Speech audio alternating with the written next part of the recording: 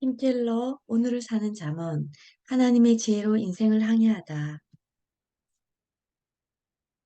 힘킬러 목사님은 미국의 목사님이시고요. 신학자, 기독교 변증가입니다. 1989년 아내 캐시 사모와 3명의 자녀와 함께 뉴욕 리디머 장로교회를 개척했습니다.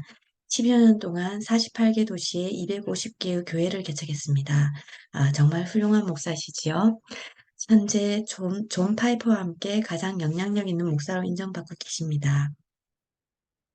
팀 켈러가 제가 컴퓨터 네이버에 찾아보니까 포스트 모던 시대에 복음 전하는 7가지 방법에 대해서 말씀해 놓은 것이 있어서 여기 적어 보았습니다. 1. 비기독교인들과 서로 공유할 수 있는 언어를 쓰라. 2. 비기독교인들도 존경하는 인물의 말을 인용해라. 3. 비기독교인들이 갖고 있는 의무를 이해하라. 4. 비기독교인들이 믿고 있는 것을 최대한 활용하라. 5. 신앙은 절대 강요로 인해 생기는 게 아니다. 6. 겉으로 드러난 행동이 아닌 그 동기에 주목하라. 7. 율법이 아닌 복음을 전하라. 오늘을 사는 잠언은 총 7개의 파트로 되어 있습니다. 한 파트씩 팀 켈러가 말하는 오늘을 사는 잠언에 대해서 말씀드리겠습니다. 팀 켈러는 오늘의 잠언에서 7가지 파트로 나뉘어서 가장 그곳에서 말하고자 하는 것을 지혜롭게 잘 설명해 주었습니다. 파트 1. 오늘 지혜를 더 깊이 알다. 그곳에 이제 미련한 자의 특징이 있었는데요. 미련한 자는 거만하고 어리석고 완고하고 불량하고 게으르고 제끼에 빠지고 부조리하고 안일하고 비웃음을 짓는 사람이라고 합니다. 브루스 빌키는 의, 지혜를 기르려면 의인은 사회를 이롭게 하려고 불이익을 감수하지만 악인은 사회에 불이익을 끼쳐서라도 살이를 취한다라고 말했습니다. 어, 지혜로운 사람의 특징은 여호와를 신뢰하고 범사의 하나님을 인정하고 자신의 명철을 의지하지 않습니다. 조언을 듣는다. 미련한 자는 스스로를 지혜롭게 여기기 때문에 조언을 듣지 않습니다. 지혜자는 상담자를 많이 둔다. 멘토, 조언자, 책 등을 통해서 자신을 좀 더 지혜롭게 하고자 많은 조언을 듣습니다. 또 후히 드리고 베풀고 또 처음 익은 열매를 하나님께 드린다고 합니다. 또 고난에 준비되어 있습니다. 고난은 지혜를 자라게 합니다. 고난은 필연입니다. 고난은 우리를 더 지혜롭게 하거나 더 미련하게 만듭니다. 그렇다면 고난에 어떻게 반응할 것인가? 이 지혜의 잠언을 읽어보면 알게 됩니다. 정의를 행한다. 지혜로운 사람의 특징은 이렇다고 합니다. 하나님을 경외하는 사람은 그분에게서 만족을 얻는다. 여호와를 경외하는 것은 여호와를 슬프게 하거나 욕되게 하는 행동이 두려워진다. 그분을 찬양할수록 경외하는 마음도 더해진다. 해 아래의 삶이 전부라면 평생 기여의 삶을 살든 강도의 삶을 살든 달라질 게 없다. 해 아래에서의 모든 수고, 하늘의 성취도 헛되다. 우리가 천국이 있으니까 이 해 아래의 삶을 하나님을 경외하면서 기여의 삶, 가치 있는 삶을 살게 되겠지요. 파트 2. 오늘 하나님을 더 깊이 알다. 잠언 16장 3절. 너의 행사를 여호와께 맡기라. 그리하면 내가 경영하는 것이 이루어지리라. 하나님께 삶을 맡기면 그분이 나의 경영을 돌보신다. 계획이 무산되어도 우리 삶 가운데서 역사하시는 더 깊은 계획을 인정할 수 있다. 말씀을 듣고 겸손히 배우려 하는 마음이 없으면 기도도 하나님께 가증하다. 우리의 기도와 헌물이 아무런 공로가 되지 못함을 알아야 하나님이 그것을 가치 있게 봐주신다. 하나님은 온갖 것을 그 쓰임에 적당하게 지으셨고 악인도 악한 날에 적당하게 하셨다. 파트 3. 오늘 사람의 마음을 더 깊이 알다. 잠언 26장 24절에는 원수는 입술로는 꾸미고 속으로는 속임을 품나니 라고 적혀 있습니다. 이 책의 예시로서 공주와 난장이 공주와 키디라는 책을 들었습니다. 상대의 손만 만져보면 내면이 진짜 성품을 파악할 수 있다고 합니다. 미녀의 손이 맹금의 발톱일 수도 있고 괴물의 손이 착한 아이의 손일 수도 있습니다. 지혜로운 사람은 위선의 가면을 꿰뚫어 보고 신뢰를 거두어 드립니다. 웃을 때에도 마음의 슬픔이 있고 즐거움 끝에도 근심이 있습니다. 성경은 마음은 감정이 아니라 태도와 신뢰임을 잊지 말라고 합니다. 결정적 요소는 환경이 아니라 생각과 태도라고 합니다. 계속해서 파트 3, 사람의 마음을 더 깊이 알다에서 하나님은 자리를 대신하는 네 가지 대표적 대용품이 있다고 합니다. 1. 인간의 인정. 2. 몸의 쾌락과 안락. 3. 권력 의지. 4. 자신의 삶을 통제하는 자. 내일 일을 자랑합니다. 우리가 시간을 통제하고 삶을 통제해야 되는데요.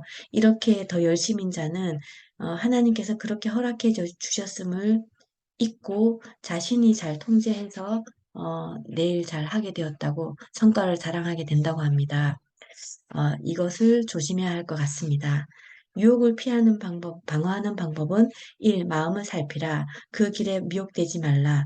영적 파멸을 명심하라. 잠언 13장 12절에는 소망이 더디 이루어지면 그것은 마음을 상하게 하거니와 소원이 이루어지는 것은 곧 생명나무라고 합니다.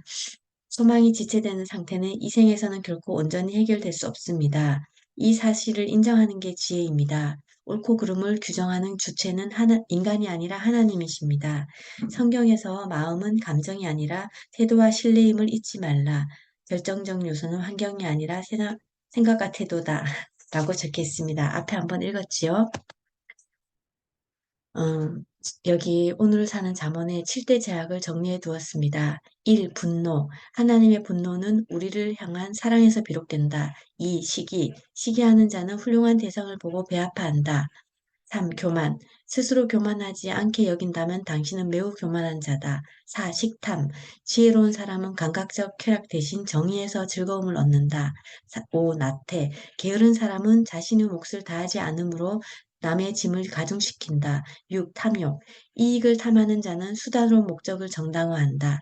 7. 음욕. 죄는 언제나 입에서 달지만 속에 들어가면 독처럼 쓰다. 오직 절제를 통하지 않고는 아무도 자유의 비결을 배울 수 없다. 디트리트 보네포가 말했다고 합니다. 이 7대 제약을 짓지 않으려면 절제를 가지고 모든 일을 행해야 할 것 같습니다. 파트 4. 오늘 타인을 더 깊이 알다. 타인을 더 깊이 아는 것에는 5가지를 들었는데요. 1. 우정. 친구는 내 형편이 나빠져서 내 쪽에서 별로 줄 게 없을 때도 곁에 남는다. 맞는 말이죠. 2. 말로 상처를 입히면 절대로 그 말이 없던 때로 돌아갈 수 없다. 3. 험담. 참수하는 혀는 교활한 혀와 같다. 4. 경청. 비판을 받아들이는 마음이야말로 지혜의 정수다. 5. 갈등. 본질적 진리와 비본질적인 사안을 구분할 줄 모르기 때문. 허물을 덮어주는 자는 사랑을 구하는 자요. 그것을 거듭 말하는 자는 지난 것을 이간하는 자니라. 잠언 17장 7절에서 말했습니다. 파트 5. 오늘 때와 시대를 더 깊이 알다. 잠언 16장 9절에 사람이 마음으로 자기의 길을 계획할지라도 그 걸음을 인도하는 이는 여호와시니라. 잠언 3장 3절에 너의 행사를 여호와께 맡기라. 그리하면 내가 경영하는 것이 이루어지리라. 마음의 경영은 우리의 몫이요 책임입니다. 하나님은 강요하지 않으십니다. 그러나 우리의 행위는 다 그분의 계획 속에 있습니다. 다 이해할 수 없어도 하나님은 우리의 실패도 엮으셔서 본래의 계획을 이루십니다. 비법이 아니라 됨됨이라고 합니다. 여러 가지 비법을 배우는 것이 아니라 그 사람의 됨됨이가 중요하지요. 잠언의 관건은 하나님이 어떻게 인도하시는지보다 어떤 사람을 인도하시는지에 있습니다. 파트 6. 오늘 삶의 현장을 더 깊이 알다. 잠언 31장 10절. 누가 현숙한 여인을 찾아 얻겠느냐? 그의 값은 진주보다 더하니라. 이곳에는 6가지를 우리 삶의 현장에서 어, 지켜야 할 것을 말씀해 주었는데요. 1. 결혼.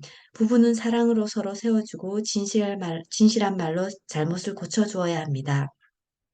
2. 성. 아름다운 여인이 삼가지 아니하는 것은 마치 돼지코의 금고리 같으니라. 아름다운 여인이 음욕을 품는다든지 또는 다른 사람을 유혹하든지 이렇게 하는 것은 마치 진흙탕 곳 속에 있는 돼지에게 금고리를 씌워져 있는 것과 같다고 했습니다. 3. 자녀 양육. 부모는 말로 가르치고 언행일치의 삶을 살아야 합니다. 4. 돈과 일. 여호와를 경영하는 것이 정금보다 낫다. 내 재물로 여호와를 공경하라. 5. 리더와 리더십. 성품이 본이 되고 남의 성품을 분간하고 결단력이 있어야 한다. 6. 정의. 내 손이 선히 베풀림이 있거든 마땅히 받을 자에게 베풀기를 아끼지 말며 내 손에 선을 베풀 힘이 있거든 무엇이라도 나누어 주고 받을 자에게 베풀어 주고 섬겨야 할 것 같습니다. 파트 7. 오늘 예수를 더 깊이 알다. 예수님은 참지혜이심으로 그분을 통해 세상이 창조됐고 만물이 그분 안에 함께 있다는 것을 기억해야 합니다. 예수님이 주권 아래 있는 만큼만 우리가 지혜가 자라고 삶이 치유가 됩니다. 2. 하나님께서 세상에 미련한 것들을 택하사 지혜 있는 자들을 부끄럽게 하시려고 세상의 약한 것들을 택하사 강한 것들을 부끄럽게 하려 하시니라.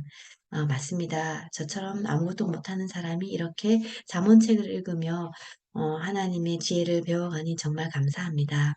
3. 가난한 자를 불쌍히 여기는 것은 여호와께 구워 드리는 것이니 그의 선행을 그에게 갚아주시리라. 잠언 19장 17절. 4. 팔복.